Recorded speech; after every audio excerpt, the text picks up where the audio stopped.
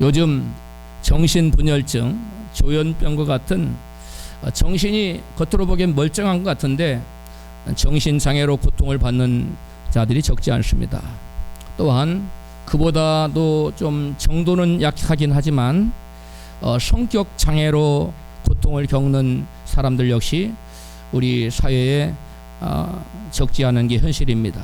이 성격장애란 타인에게 지속적인 불편감을 초래하거나 대인관계 또는 직장생활 등의 부적응을 초래하는 정신적 장애의 일환입니다. 이런 성격 장애가 생기면 대인관계 자체가 어렵기 때문에 가정생활, 직장생활에 적응하는데 많은 어려움을 겪습니다. 이런 조현병이나 성격 장애로 고통을 겪는 젊은이들이 요즘 많이 나타나고 있는데 그 원인이 어디에 있을까요? 하나님께서 인간을 지으신 후에 가장 먼저 주신 것이 복입니다. 그래서 인간은 하나님의 주신 복을 누리며 살도록 되어 있습니다. 창세기 1장 27절 하나님이 자기 형상 곧 하나님의 형상대로 사람을 창조하시고 하나님이 그들에게 복을 주시며 생육하고 번성하라. 아멘. 하나님이 사람을 창조하시고 바로 주신 게 뭐라고요? 복을 주셨어요. 그래서 우리 인간은 하나님의 복을 누리지 않고는 여러분 그 누구도 결코 만족함이나 행복을 얻을 수가 없기 때문에 그로 인한 마음의 고통이 여러 가지 심리적인 병리 현상으로 나타나는 것입니다. 오늘 본문에 보면 38절 이하에 아버지로부터 마땅히 받아야 할 축복을 놓쳐버린 에서의 모습이 나타나는데요. 같이 읽습니다. 에서가 아비에게 이르되 내 아버지여 내 아버지의 빌복이 이 하나뿐이리이까 내 아버지여 내게 축복하소서 내게도 그리하소서 하고 소리를 높여우니 그 아비가 야곱에게 축복한 그 축복을 인하여 에서가 야곱을 미워하여 심중에 이르기를 아버지를 곡할 때가 가까웠은즉 내가 내 아우 야곱을 죽이라 하였더니 아멘. 장자였던 에서는 아버지로부터 마땅히 받아야 될 장자권의 축복을 동생에게 여러분 빼앗기고 말았습니다. 아버지로부터 마땅히 받아야 할 축복을 놓쳐버린 에서는 비통함에 방성대고겠다고 그랬어요. 큰 소리를 내서 울었습니다. 그리고 여러분 마음에 큰 여러분 엄청난 극도의 증오심, 미움에 사로잡히게 됐습니다. 축복을 놓친 상실감에 분노와 증오심과 원한이 사무쳐서 동생을 죽이고자 결심한 사람이 과연 행복할 수 있을까요? 그러한 마음은 여러분 병적인 마음입니다. 마땅히 여러분 받아야 될 그런 아버지로부터 인정과 칭찬과 사랑의 말과 같은 축복의 말을 듣지 못하고 여러분 자란 사람은 여러분 에서와 같이 상실감 때문에 심리적인 병리 현상이 나타나게 되는 것입니다. 그리하여 자기 연민, 분노심, 반항심, 그다음 폭력성, 우울증과 같은 증상이 나타나고 정서 불안과 성격 장애를 초래하는 것입니다. 복을 받으며 살도록 창조된 사람이 마땅히 받아야 누려야 될 복을 받지 못하면 이와 같이 여러분 여러 가지 여러분 그 정신 장애가 나타나게 되는 것입니다. 그래서 심리적 불안정으로 인해서 여러분 불행을 느끼게 되는 것입니다. 하나님께서는 원래 인간을 지으시고 뭘 주셨다고요? 복을 빌어 주셨는데 그 하나님께서 당신에게 그 복 베푸시는 축복권을 당신 혼자만 사용하기를 원치 아니하시고 그 당신의 축복권을 하나님의 형상대로 지음받은 사람들에게도 그 축복의 권세를 위임해 주셨습니다. 그래서 하나님께서는 먼저 누구에게 축복권을 위임해 주셨느냐? 제사장들에게 하나님을 대신해서 축복할 수 있도록 축복 권세를 위임해 주셨어요. 뿐만 아니라 가정에 있는 가장도 하나님의 축복 권세를 대행할 수 있도록 가장이 아내나 자녀들에게 하나님을 대리하여 축복할 수 있는 축복 권세를 역시 위임해 주셨습니다. 그러므로 제사장뿐만 아니라 또한 가정에 있는 가장도 역시 아내나 자녀들을 축복할 수 있는 것입니다. 우리는 하나님이 어떻게 축복하셨는가를 성경을 통해서 잘 살펴보므로 가장된 사람, 남편이나 또 아버지나 어머니가 또 어머니 아버지도 없으면 제일 위에 있는 장형이 이 자녀들이나 아내나 또 동생들을 예수 이름으로 하나님 이름으로 축복할 수 있는 것입니다. 그러므로 우리는 성경에서 하나님이 어떠한 방편을 사용하셔서 당신의 자녀들을 축복했는가를 잘 여러분 공부하여 우리는 그대로 하나님의 축복의 그 축복권을 사용하신 그 방법을 그대로 우리가 배워서 그대로 사용해야 될 줄로 믿습니다. 하나님께서 축복하시는 방편이요, 우리가 배워야 될 첫 번째 축복의 방편은 마음의 생각을 말로 표현하는 것입니다. 한번 따라서 합시다. 마음의 생각을 말로 표현해 주자. 하나님은 누군가에게 복을 주시고자 할 때 마음속으로 생각만 품고 있다가 복을 딱 준 게 아니에요. 하나님께서 누군가를 사랑하시고 복 주시기를 원하시면 당장에 딱 복을 주신 것이 아니라 그 복을 실제로 주시기 전에 그 마음에 품은 생각을 뭘로 표현하셨다고요? 말씀으로, 말로 표현해 주셨어요. 누군가에게 복을 주시기 전에 먼저 어떠한 내가 내게 복을 주겠노라고, 너는 이런 복을 받으라고 말씀으로 표현해 주셨어요. 아까 우리 예배 전에 다 표현 못해도 표현하리라 그랬지요. 그래서 찬양을 했는데, 여러분, 우리가 하나님께서도 우리를 향한 당신의 사랑의 마음을 마음속으로만 꼭 갖고 있는 것이 아니라, 그 축복하고자 하는 마음을 마음속으로만 간직하고 있는 것이 아니라 입을 열어 그 당신의 마음을 뭐 했다고요? 표현했다는 것입니다. 창세기 12장 1절입니다. 여호와께서 아브라함에게 이르시되 내가 너로 큰 민족을 이루고 내게 복을 주어 내 이름을 창대케 하리라. 아멘. 하나님께서는 아브라함에게 큰 복을 줘야 되겠다, 마음 먹은 것을 딱 가지고 있다가 아무 말도 안 하고 있다가 큰 민족을 딱 이루게 해주시고 큰 나라를 이루게 해주시고 그렇게 하신 게 아니에요. 그 훨씬 이전에 당신께서 그 아브라함 얼마나 사랑하시는지, 얼마나 큰 복을 주고 싶으신지 미리 복을 주시기 전에 말로써 뭐 했다고요? 표현해 주셨어요. 뭐 한다고? 내가 너를 큰 민족을 이루는 복을 주겠다, 내 이름을 창대케 해주겠다, 내 이름이 유명해지도록 하겠다, 이런 하나님의 그 마음을 미리 그 복을 주시기 전에 오래 전에 마음에 품은 생각을 말로 표현해서 말로써 축복해 주셨다는 거예요. 할렐루야. 뿐만 아니라 아브라함에게 가나안 땅을 주실 때, 또 땅을 주실 때 땅을 딱 준 게 아니에요. 땅을 주시기 전에 땅을 주겠다고 말로 먼저 축복합니다. 또 자손을 주실 때도 어느 날 갑자기 자손을 딱 준 것이 아니라 자손을 주기 전에 말로써 자손을 주겠다고 축복합니다. 먼저 말씀으로 마음의 생각을 표현하셨어요. 창세기 13장 14절입니다. 롯이 아브라함을 떠난 후에 여호와께서 아브라함에게 이르시되 너는 눈을 들어 너 있는 곳에서 동서남북을 바라보라. 보이는 땅을 내가 너와 내 자손에게 주리니 영원히 이르리라. 아멘. 또 창세기 15장 4절 여호와의 말씀이 그에게 임하여 가라사대 그 사람은 너의 후사가 아니라 내 몸에서 날 자가 내 후사가 되리라 하시고 그를 이끌고 밖으로 나가 가라사대 하늘에 우러러 뭇별을 셀 수 있나 보라. 또 그에게 이르시되 네 자손이 이와 같으리라. 아멘. 먼저 네가 보는 땅을 주겠다고 땅을 주시기 전에 먼저 말씀으로 표현하시고 축복하시고, 또 자손을 주시기 전에도 자손을 주겠다고 먼저 표현하시고 말씀한 다음에 때가 이름에 하나님께서 그 복이 현실로 이루어지도록 하신 것입니다. 할렐루야. 여러분, 하나님께서는 사랑하는 당신의 자녀들에게 복을 주실 때 어느 날 갑자기 그 마음에 엄청난 사랑을 막 엄청나게 품고 있다가 딱 복을 준 것이 아니라 그 마음에 품은 사랑을 입술로 표현했다는 거예요. 말로 표현했다는 겁니다. 그러므로 저와 여러분도 우리 하나님께 배워서 우리 자녀들을 향한 그 마음에 가득한 사랑을 여러분 미리 입술로 축복해주고 격려해주고 인정해주고 사랑을 말로 표현해 줘야 될 줄로 믿습니다. 하나님께서는 제사장들에게 말로 축복하라고 이같이 축복권을 위임하셨어요. 민수기 6장 23절입니다.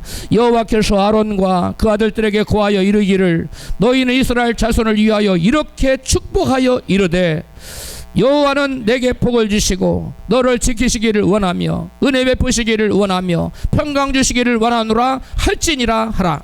그들은 이같이 내 이름으로 이스라엘 자손에게 축복할지니 내가 그들에게 복을 주리라. 아멘. 하나님께서는 제사장들에게 백성들에게 내가 그들을 복주고 싶은데 네가 나를 대신하여 나의 이름으로 그들에게 뭘 빌어라? 복을 빌어라. 그 복 내용을 이렇게 복 주기를 원하고 은혜 베풀기를 원하고 평강 주기를 원하고 이런 복들을 빌어주라는 거예요. 말로 표현해 주라는 거예요. 그래 제사장들은 하나님의 명령에 의지하여 주의 말씀 붙들고 백성들이 이스라엘 백성들을 축복하면 하나님께서 제사장의 그 축복의 말을 듣고 하는 그대로 복을 내리시겠다는 거. 할렐루야. 여러분 가정에서도 마찬가지입니다. 가정의 가장은 가정의 제사장이에요. 그러므로 가장이 자녀들을 이와 같이 축복하면 그 축복의 말을 듣고 가정의 아내나 자녀들을 주님께서 축복해 주시겠다는 것입니다. 할렐루야. 여러분 오늘 우리가 읽은 본문 27절을 보면 제사장들에게 축복 권세가 위임되기 전에 그 이전에 먼저 가장에게 축복 권세가 위임되었음을 알 수 있어요. 같이 27절 아비가 그 옷을 향취를 맡고 그에게 축복하여 가로되 내 아들의 향취는 여호와의 복 주신 밭의 향취로다. 하나님은 하늘의 이슬과 땅의 기름짐이며 풍성한 곡식과 포도주로 내게 주시기를 원하노라. 아멘. 아버지 이삭이 아들을 축복하고 있잖아요. 아버지 이삭이 아들을 축복하는 것은 아버지 이삭이 하나님으로부터 그 축복 권세를 가장으로서 받은 겁니다. 이 아버지 이삭이 아들 야곱을 축복했을 때 그 축복의 소리를 듣고 나중에 하나님은 그 이 축복의 말씀대로 하나님께서 복을 주시게 되는 줄로 믿습니다. 하나님 어느 날 갑자기 복을 뚝 떨어뜨리는 게 아니에요. 먼저 하나님 천지를 만물을 만들다 하나님 말씀으로 하셨어요. 말씀으로 하시고 이루어졌어요. 그런 것처럼 하나님께서는 하나님께 직접 그리고 하나님께서 선지자를 통하여 제사장을 통하여 축복하게 하시고 또 가정의 누구를 통하여 가장들을 통하여 축복하도록 하셨어요. 이렇듯 여러분 가장이 자녀를 축복하는 전통은 이스라엘 백성들에게 그 가장이 자녀들을 축복하는 전통이 쭉 면면이 오늘날까지 이르게 됐는데요. 여러분 그 전통으로 이스라엘 백성들이 면면이 흘러내려오고 있어요. 그래서 이스라엘 백성들은 어렸을 때부터 자라면서 부모님의 축복을 받고 자랍니다. 그렇기 때문에 이스라엘 백성들은 여러분 그 세계 인구의 이스라엘 백성들은 겨우 0.3%에 불과합니다. 그런데 세계 모든 여러분 분야를 제패하는 세계를 지배하는 그러한 유능한 능력 있는 인물들이 이스라엘 유대 백성들 중에서 나오고 있는 실정이에요. 하나님이 위임하신 축복 권세를 사용하여 이스라엘 백성들은 지금에 이르기까지 가정에서 가장이 뭐하고 있어요? 자녀들을 일일이 축복하고 있어요. 그게 이스라엘의 전통이에요. 여러분 하나님의 축복을 받으며 자란 이스라엘 사람들이 오늘날 세계 정치, 경제, 과학, 기술, 문화, 예술 등 모든 분야를 여러분 주도하고 있습니다. 연예계에서도 미국 할리우드에서 뜨려면 유대인들의 후원이 없이는 절대 뜰 수 없어요. 그만큼 여러분 연예계까지도 다 유대인들의 장악, 경제, 대통령이 되는 거 유대인들이 밀어야 돼요. 그 정도로 막강한 파워를 가지고 있습니다.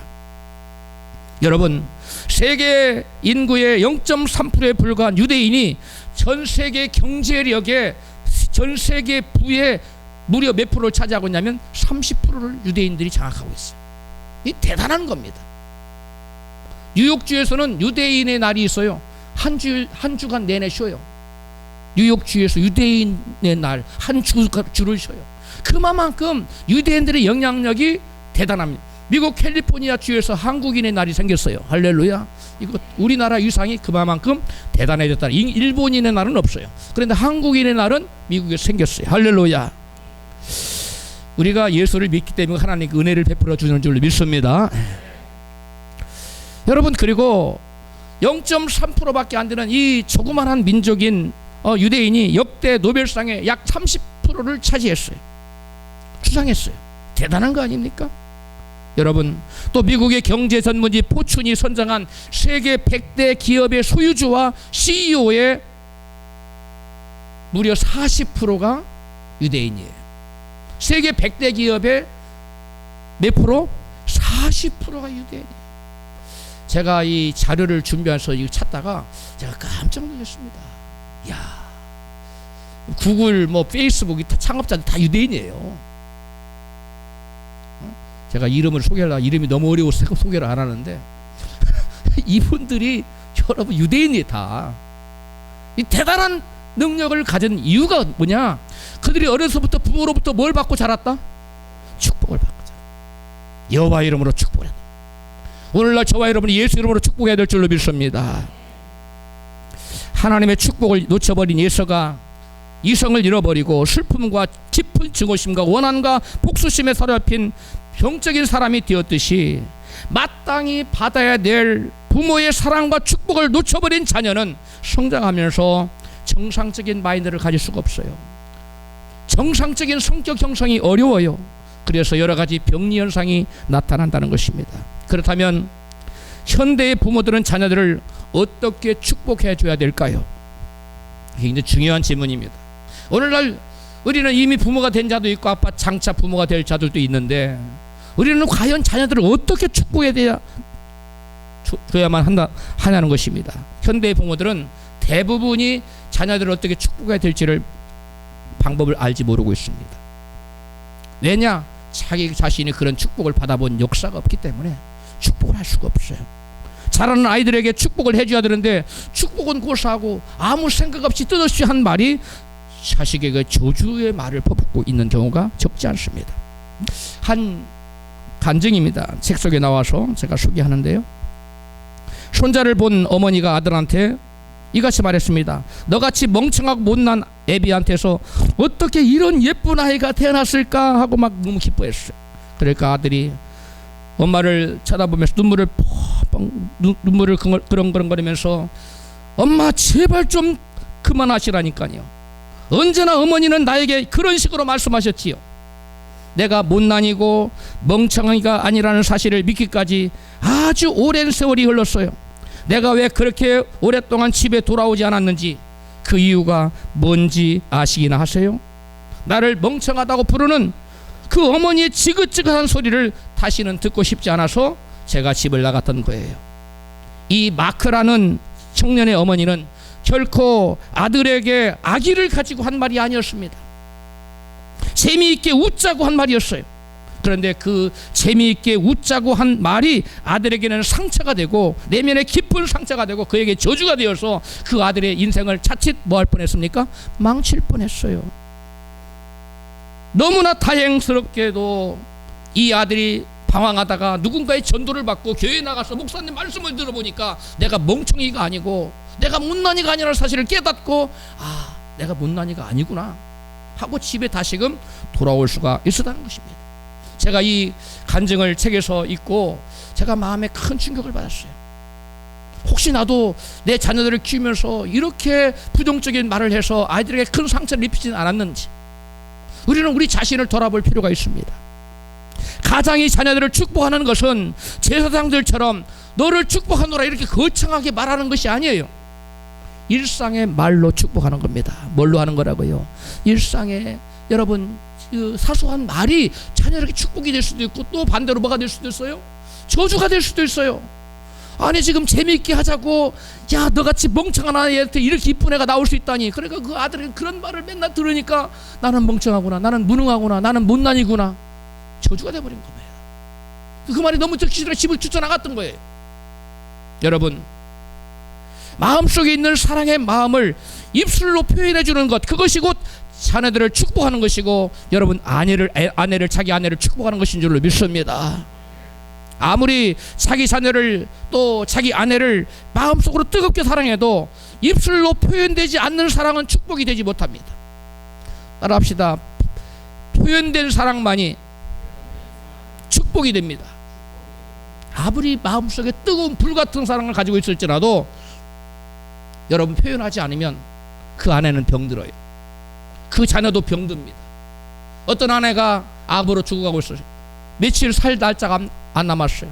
여보 이제는 제가 며칠 있으면 내가 이 세상에 더 있지 않을 것 같아요. 남편이 눈물을 그렁그렁거리면서 여보 당신 가면 어떻게 내가 당신을 얼마나 사랑했는데 이렇게 말했어요. 그 말을 들은 아내가 눈물을 툭툭 흘리면서 여보 그 말을 젠직 좀 해주지. 나 그 한마디를 듣지 못하는 병들어 죽어가고 있는데 너무 늦었어요. 여러분 마음의 뜨거운 사랑을 입술로 표현하시기를 주의 이름으로 축원합니다. 여러분 아내를 위해서 사랑한다고 말해주세요. 여러분 자녀들을 향해서 사랑한다고 말해주세요. 내가 당신을 얼마나 귀하게 여기고 있는지 내가 너를 얼마나 귀하게 여기고 있는지 여러분 말로 표현하는 여러분 되시기를 주의 이름으로 축원합니다. 여러분 마음속으로 아무리 뜨겁게 사랑해도 입술로 표현하지 않으면 오해해요. 나를 미워하는가 보다.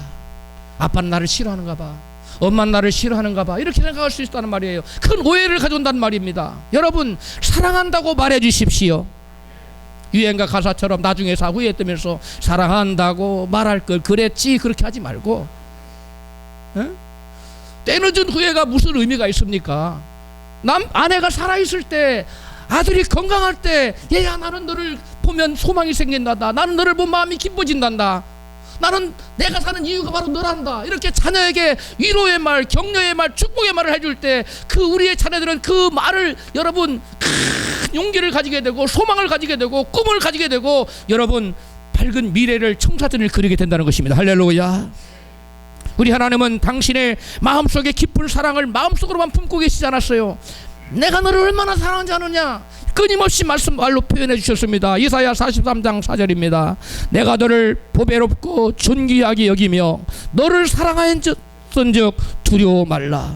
우리 하나님은 내가 너를 보배롭게 여긴단다, 내가 너를 존귀하게 여기고 있단다, 내가 너를 얼마나 사랑하지 않느냐, 이렇게 표현해 주셨어요. 할렐루야.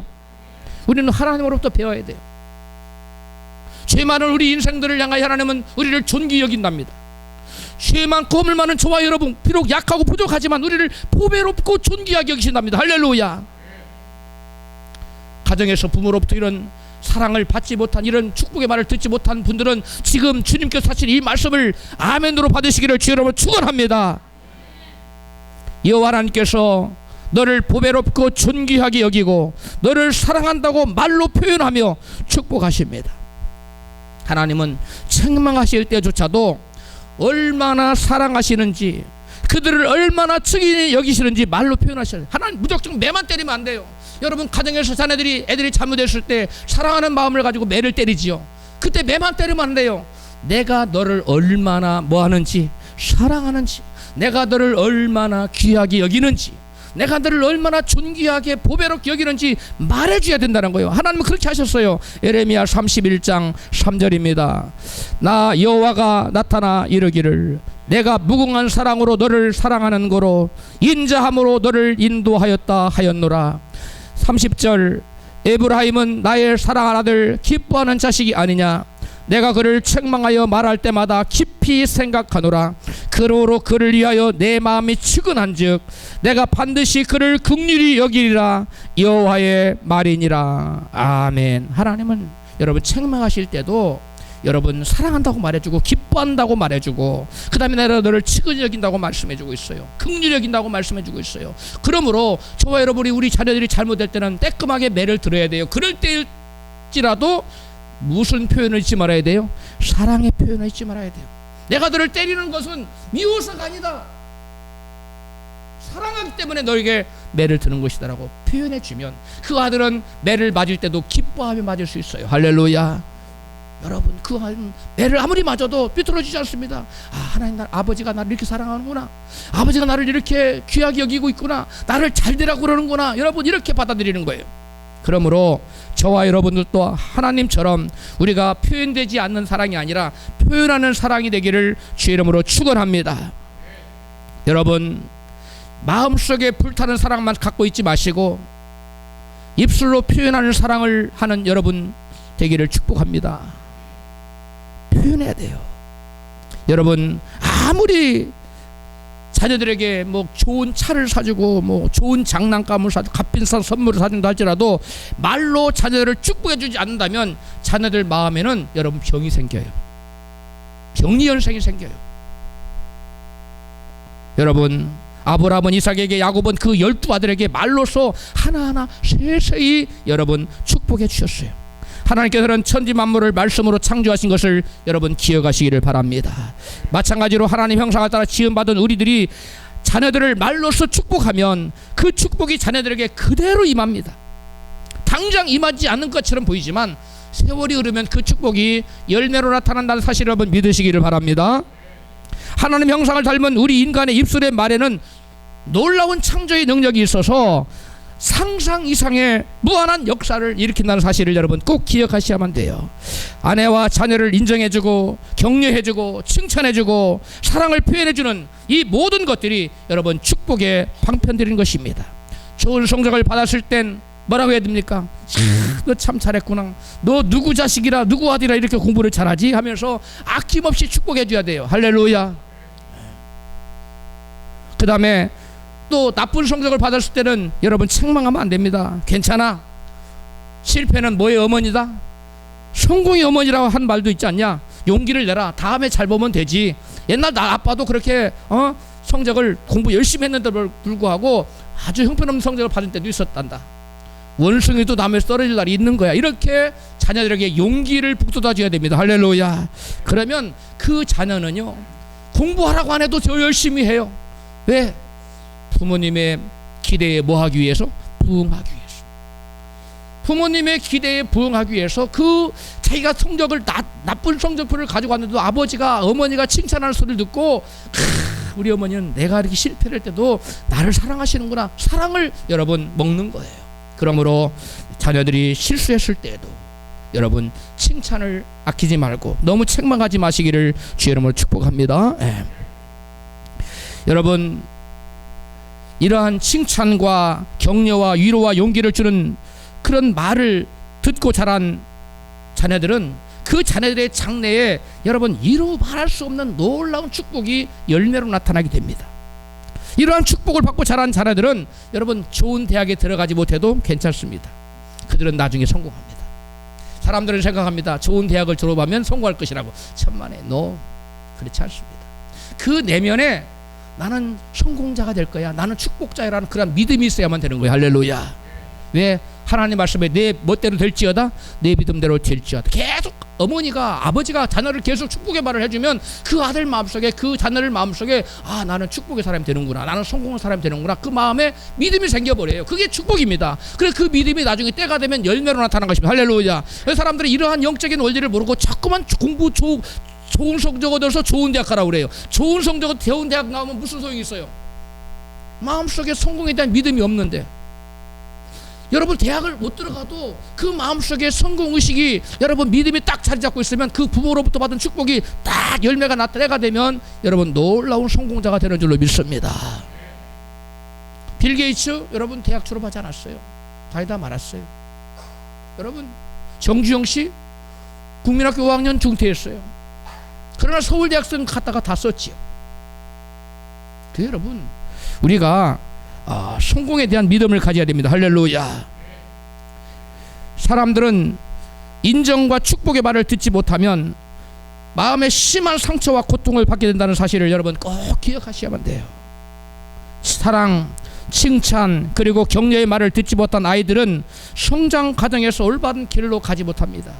그리고 탈선의 길로 빠져들 우려가 가능성이 너무나 높아요. 위험성이 너무나 높습니다. 목사님 저에게는 저를 축복해 줄 만한 그런 부모님이 없어요. 우리 남편은 그럴 만한 유인이 못 돼요. 그러면 저는 어떻게 해야 돼요?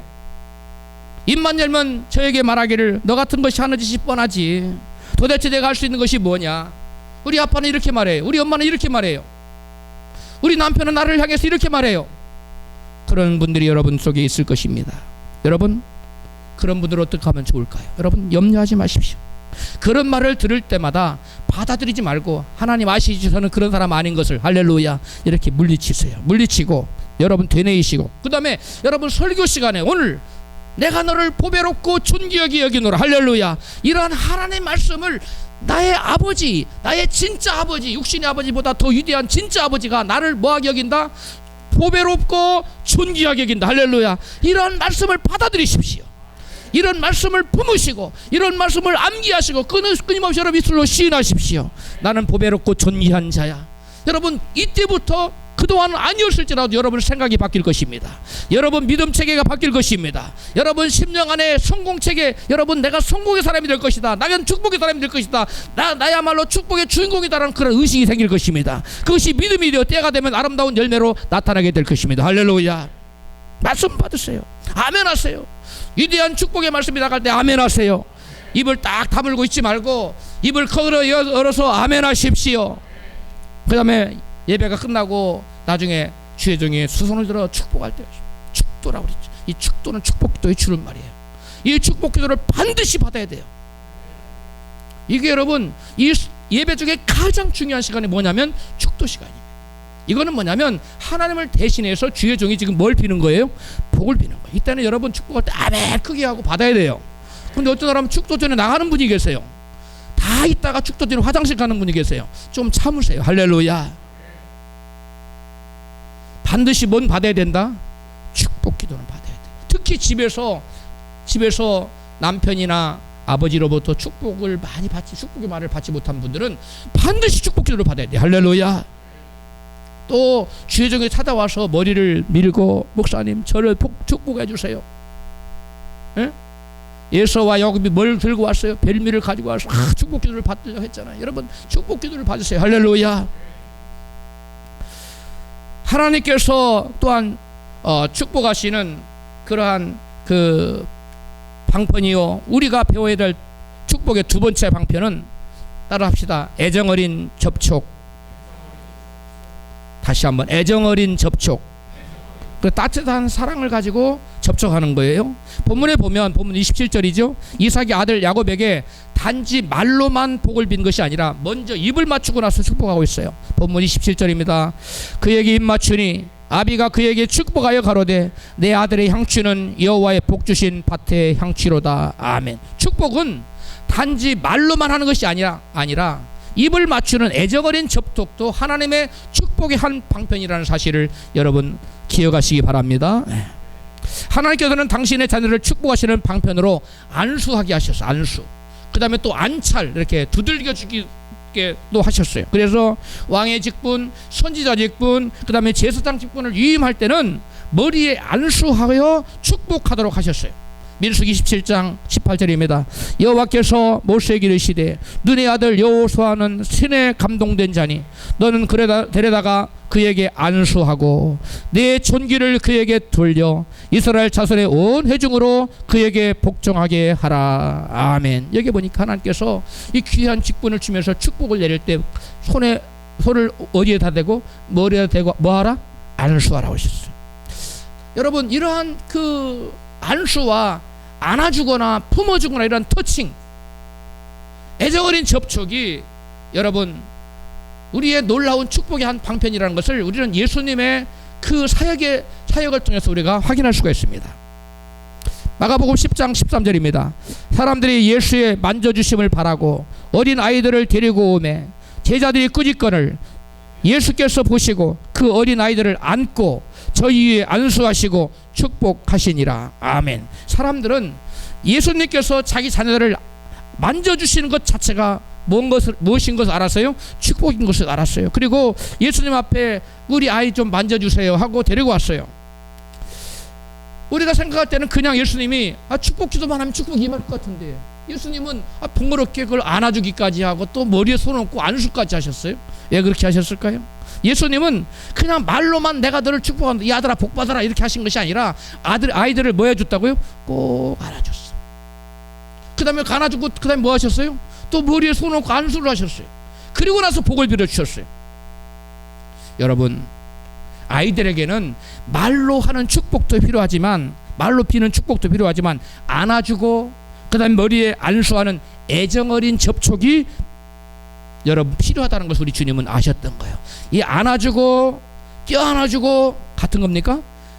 안아주고 껴안아주고 머리 안수하는 이것이 이러한 축복, 접촉의 축복은 여러분 하나님의 축복의 방편이었어요. 안수, 그 다음에 안아주는 거, 포옹해주는 거, 이것이 바로 축복이라는 거예요. 예수님께서는 문둥병자를 치료하실 때에도 말로만 고쳐주지 않고 얼마든지 말로 고칠 수 있죠. 그러나 손을 대시고 고쳐주셨어요. 같이 읽습니다. 마가복음 1장 41절입니다. 예수께서 민망히 여기사 손을 내밀어 문둥병자에게 대시며 가라사대 내가 원하노니 깨끗함을 받으라 말씀하신대 곧 문둥병이 그 사람에게서 떠나가고 깨끗하여 진지라. 아멘. 예수님은 전염될 수도 있는, 다른 성경에 보니까 누가복음에 보니까 아주 흉측한 온몸에 그 문둥병이 펴졌다고 그랬어요. 그 처참한 그 문둥병자에게 뭘 대는 거예요? 손을 대는 거예요. 고쳐놓고 손 댔지요? 아니에요. 고치기 전에 먼저 손을 댔어요. 모든 사람은 저리가 온몸 돌팔매질을 했는데 저주받은 거 아닙니까? 예수님은 그걸 다 풀어버리셨어요. 나는 너를 사랑한다. 손을 대셨어요. 고쳐주기 전에 너의 문둥병 그대로를 나는 사랑한다. 그러면서 예수님은 애정어린 접촉으로 그를 손을 대시고 그러고 나서 그의 병을 고쳐주셨어요. 여러분, 이 축복, 이 접촉이라는 축복이, 이 애정어린 접촉이 얼마나 위대한 축복인가를 여러분 기억하시기를 바랍니다. 여러분, 예수님이 여러분 단지 육신의 병만을, 문둥병만을 치료하기를 원하신 것이 아니라 문둥병자에게 애정어린 접촉을 통해서 그의 마음의 병까지도, 마음의 상처까지도 치료하시기 위하여 손을 냈던 거예요. 접촉을 했던 거예요. 여러분, 힘들어하는 어린아이들을 향하여 꼭 껴안아 주십시오. 100마디의 말보다도 더 중요한 것이 여러분 무언의 사랑의 표현, 꼭 안아주시고 꼭 껴안아주시고, 사랑하는 아들아, 사랑하는 딸아, 내가 얼마나 사랑하는지 알지? 염려하지 말아라. 내가 너 항상 너를 위해 기도하고 있단다. 이렇게 여러분 위로의 말, 축복의 말을 빌어주시기를 주 여러분을 축원합니다. 여러분, 예수님은 귀먹고 어눌한 자를 고치실 때에도 양 귀에 손을 넣고 또 그의 혀에 손을 대시고 이렇게 고치셨어요. 얼마든지 예수님 말씀으로만 고칠 수 있는 분입니다. 그런데 그렇게 하지 않으셨어요. 귀에 그리고 혀에 손을 대시고 고쳐주셨어요. 예수님은 그의 육신의 질병뿐만 아니라 그의 마음의 상처도 고쳐주시고자 애정어린 손길로 그를 여러분 터칭하셨어요. 축복을 표현하셨어요. 할렐루야. 여러분, 특히 어린아이에게는 애정어린 접촉의 축복은 그의 내면의 안정감과 자신감을 심어주는 놀라운 복이 됩니다. 어린 심령에게 여러분 이 애정어린 접촉이 얼마나 중요한지 몰라요. 뉴욕타임즈 한 기자가 마릴린 먼로와 인터뷰한 내용을 소개할까 합니다. 여러분, 마릴린 먼로는 다 알지요? 예. 그 마릴린 먼로가 어린 시절에 입양아로 이집 저집을 여러분 전전했던 사실을 상기시키면서 기자가 이런 질문을 했습니다. 당신이 입양아가 되어서 함께 살았던 가족 중에서 누군가에게 사랑받고 있다는 생각을 해본 적이 있나요? 이렇게 물었어요. 그때 마릴린 먼로가 이렇게 대답합니다. 딱 한 번 있습니다. 그때가 7, 8세쯤, 그러니까 7, 8세쯤으로 기억되는데요. 함께 살았던 아주머니가 화장을 하고 있었는데 기분이 상당히 좋았나 봐요. 나는 신기한 눈빛으로 화장하는 모습을 지켜보고 있었지요. 그러자 아주머니는 내 양쪽 뺨을 두드리면서 파우더를 발라주고 립스틱을 발라주었어요. 순간 나는 지금 아주머니로부터 사랑을 받고 있구나 라고 하는 생각이 들었답니다. 이렇게 고백하고 이 마릴린 먼로 눈에서 눈물이 뽕뽕 쏟아졌어요. 그 자기 어린 시절에 딱 한 번 사랑받았던 것을, 그 순간을 회상하면서 기자 앞에서 눈물을 쏟아낸 거예요. 무슨 이유에서였을까요?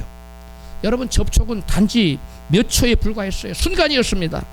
그것은 그다지 따뜻한 애정 표현을 하기 위한 것이 아니었어요. 그냥 우연찮게 반은 장난적으로 한 거였어요.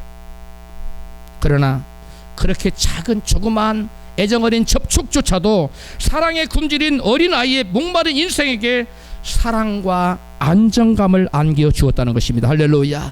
그래서 그걸 생각하고 머리를 마리는 먼로는 펑펑 운 거예요. 내가 그때 사랑을 받았지. 사랑에 갈망하던 내가 그때 그 아정으로부터 이런 사랑을 받았었어 하며 울었던 겁니다. 부모로부터 애정어린 접촉의 축복을 제대로 받지 못한 자녀는 애정 결핍증 때문에 정신장애, 성격장애가 나타나게 됩니다.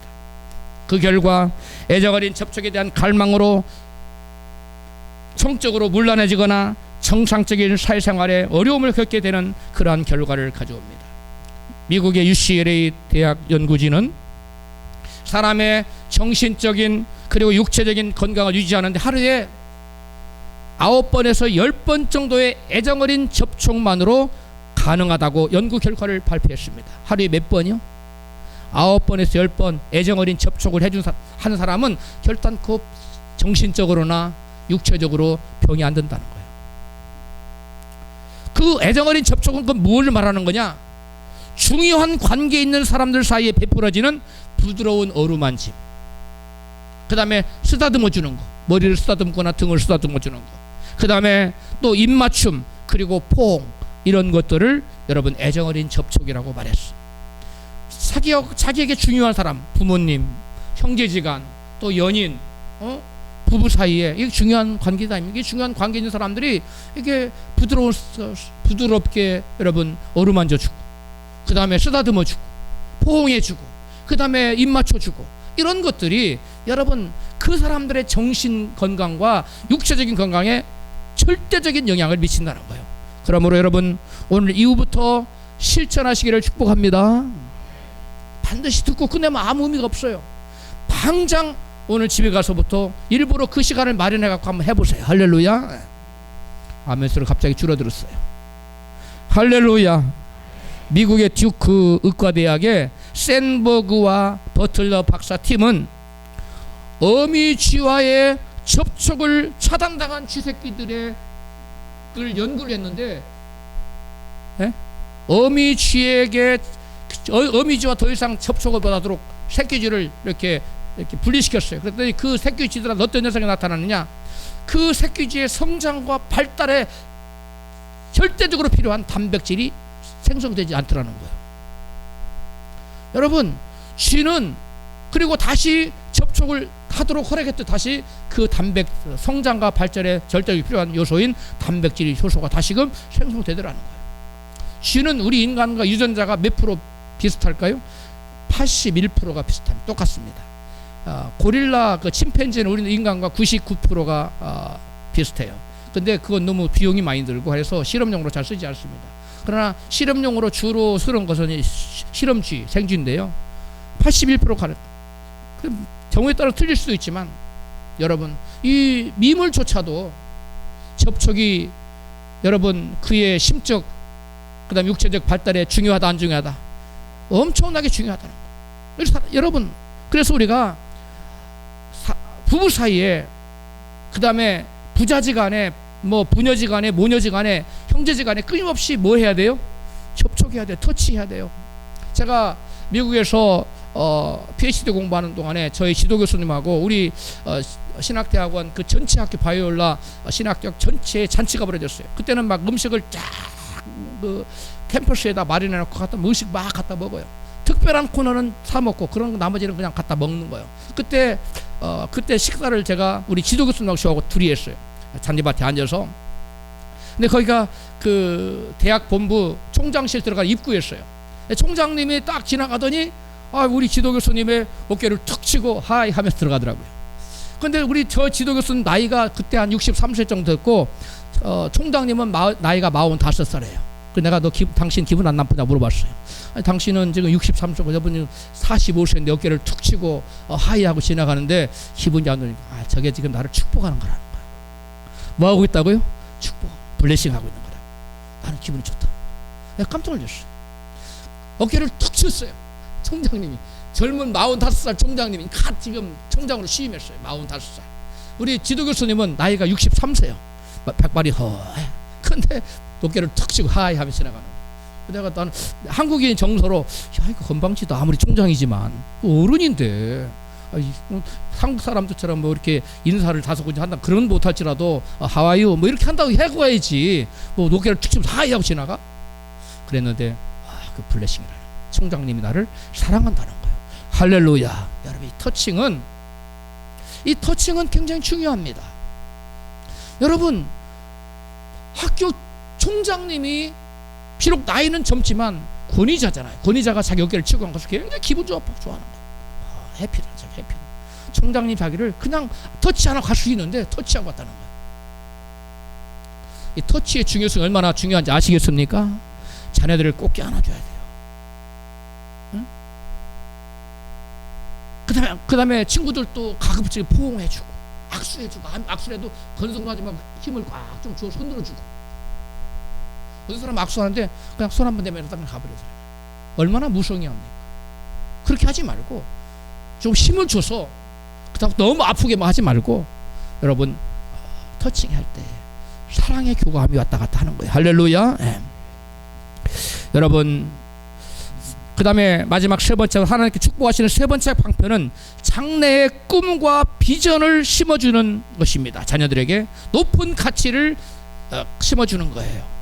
본문 29절은 이삭이 아들 야곱을 축복할 때 그의 장래를 말해주며 꿈과 비전을 품도록 축복하고 있습니다. 같이 읽습니다. 만민이 너를 섬기고 열국이 내게 굴복하리니 내가 형제들의 주가 되고 네 어미 아들들이 내게 굴복하며 내게 저주하는 자는 저주를 받고 내게 축복하는 자는 복을 받기를 원하노라. 아멘. 여러분, 이 얼마나 아버지 이삭이 야곱을 축복한 내용을 보십시오. 이 얼마나 여러분 대단한 축복이에요. 얼마나 놀라운 자존감을 갖도록 해야 되는 축복입니까? 만민이 너를 우러러보는 자가 될 거라고 지금 축복해 주고 있지 않습니까? 여러분, 자녀들에게 이와 같이 이삭이 야곱을 축복해 줬듯이 장래의 꿈과 비전을 품도록 격려해 주고 높은 자존감을 갖도록 해주는 것이 여러분 대단한 축복의 방편입니다. 할렐루야. 여러분, 우리 가운데 하나님께서 우리 자녀들을 장차 어떻게 세우실지, 어느 자리에 세우실지, 얼마나 높이 세우실지 정확히 아는 분은 아마 거의 없을 거예요. 아마 저도 잘 몰라요. 그러나 우리는 우리 자녀들에게 장래를 꼬집어서 딱 너는 이렇게 될 것이라고 말해주지 못할지언정 이렇게 말해줄 수는 있어요. 하나님 너를 장차 대단하게 쓰실 것이다. 할렐루야. 많은 사람들이 너를 존경하는 자리에 내가 나중에 올라가게 될 것이다. 할렐루야. 여러분, 이런 말 해주기 어렵습니까? 얼마든지 해줄 수 있는 말 아닙니까? 이러한 축복을 자녀들에게 끊임없이 하십시오. 그런 축복을 받아먹고 자란 자녀들은요, 자주 만나지 못한 자녀가 있으면 전화로 말해줘. 전화로 사랑하더라, 하나님 너를 축복하실 거야. 너는 높은 자리에 올라가게 될 거야. 만민이 너를 보게 될 거야. 너는 많은 사람에게 유익을 베푸는 사람이 될 거야. 많은 사람이 너를 통해서 복을 받게 될 거야. 할렐루야. 너는 축복의 통로가 될 거란다. 너는 사랑의 통로가 될 거란다. 이와 같이 끊임없이 자녀에게 축복의 말을 계속 해주시기를 바랍니다. 할렐루야. 여러분, 그러한 꿈을 먹고 자란 아들은, 여러분 자녀들은 여러분 마음속에 꿈과 비전, 원대한 비전이 생겨요. 하나님이 그의 생각 속에 꿈을 불어넣어 주세요. 구체적으로 우리는 구체적으로 말해줄 수 없지만 일반론적으로 너는 위대하게 될 것이다. 너는 큰 인물이 될 것이다. 하나님 너를 사용하실 것이다. 하나님 너를 존귀한 자가 되게 해주실 것이다. 할렐루야. 여러분 말해주세요. 그 다음에 우리 하나님은 누군가를 축복할 때 장래에 대한 꿈과 비전을 품도록 여러 모양으로 역사하셨어요. 요셉에게는 어린 시절 2번 꿈을 겹쳐 꾸게 해서 그의 마음속에 장래 꿈과 비전을 갖고 자존감을 갖도록 만들어 주셨어요. 우리 창세기 37장 7절입니다. 우리가 밭에서 곡식을 묵더니 한 단은 일어서고 당신들의 단은 내 단을 둘러서서 절하더이다. 그 형들이 그에게 이르되 내가 참으로 우리의 왕이 되겠느냐? 참으로 우리를 다스리겠느냐? 되겠느냐 하고 요셉이 다시 꿈을 꾸고 그 형들에게 고하기를 내가 또 꿈을 꾼즉 해와 달과 11별이 내게 절하더이다 하니라. 아멘. 여러분, 이러한 형들이 꿈을 얘기를 하니까 너는 왕 되는 꿈이네 이렇게 해석해 주셨으면 내가 지도자가 되겠구나, 왕이 되겠구나, 그런 은대한 품을 꿈은 이 요셉은 그의 삶 속에 얼마나 모진 시련과 역경과 환란이 닥쳐왔습니까? 그러나 그 모진 시련과 환란의 바람이 불어왔음에도 불구하고 요셉은 요동치 않고 그가 믿음을 가지고 하나님 바라보고 살 수 있었던 것은 그 마음속에 원대한 뭐가 있었기 때문이에요. 꿈이 있었기 때문이에요. 그런 그 꿈대로 마침내 여러분 이스라엘과 그 이방 모든 민족을 기근에서 7년 기근에 구원하는 구원자가 되지 않았습니까? 여러분, 꿈은 이처럼 중요한 것입니다. 그 다음에 여러분 모세에게는 어린 시절 유모로 왕국에 들어온 어머니가 심어준 민족 구원의 사명 의식이 그의 꿈과 비전이 되었습니다. 그는 어머니로부터 고치받은 이 사명 의식을 가지고 자기 동족을 구원하다가 40살에 여러분 그 동족을 친 사람을 죽였다가 그 다음에 살인자가 되어서 광야로 도망쳐서 40년 동안 광야에서 숨어 사는 그러한 신세가 되었습니다. 광야 40년의 세월은 모세에게 황량한 고난의 시간이었지만 어머니가 심어준 민족 구원의 꿈은 마침내 이루어졌습니까? 안 이루어졌습니까? 이루어졌어. 애굽의 종살이하는 이스라엘 백성을 구원하는 구원자가 되고 말았습니다. 여러분, 그리고 다윗에게는 어린 시절 하나님께서 선지자를 보내어 미리 왕의 기름을 부으셔서 왕이 되는 꿈을 꾸게 해주셨어요. 사무엘상 16장 12절입니다. 여호와께서 가라사대 이가 그니 일어나 기름을 부으라. 사무엘이 기름불을 취하여 그 형제 중에서 그에게 부었더니 그날 이후로 다윗이 여호와의 신에게 크게 감동되니라. 아멘. 여러분, 이런 사람들은 특별한 사람들인데 하나님이 직접 꿈을 꾸게 되어주시고 또 소망을 품게 해주셨는데 대부분의 사람들은 이와 같지 않고 대부분은 부모님이나 또 학교 선생님이나 교회 목사님 등을 통해서 여러분 꿈을 갖게 됩니다. 우리는 하나님이 요셉에게 그리고 다윗에게 한 것처럼은 할 수 없지만 누구처럼은 할 수 있어요? 모세의 어머니처럼은 할 수 있어요. 얘야, 이 백성이 지금 고통받고 있단다.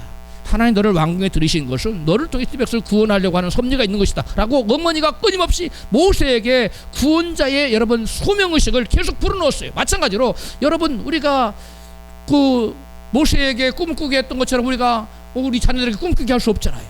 또 다윗에게 한 것처럼 우리가 자녀들에게 기름 부을 수 없잖아요. 그러나 모세 어머니처럼 할 수 있어요. 모세 어머니처럼 자녀에게 끊임없이 계속 여러분 좋은 말을 해주시기를 바랍니다.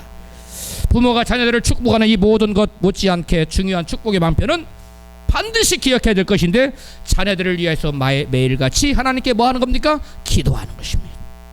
마음의 생각을 말로 표현하여 축복하고 애정어린 접촉으로 축복하고 장래의 꿈을 갖도록 축복하는 여러분 되시기를 주의 이름으로 축원합니다.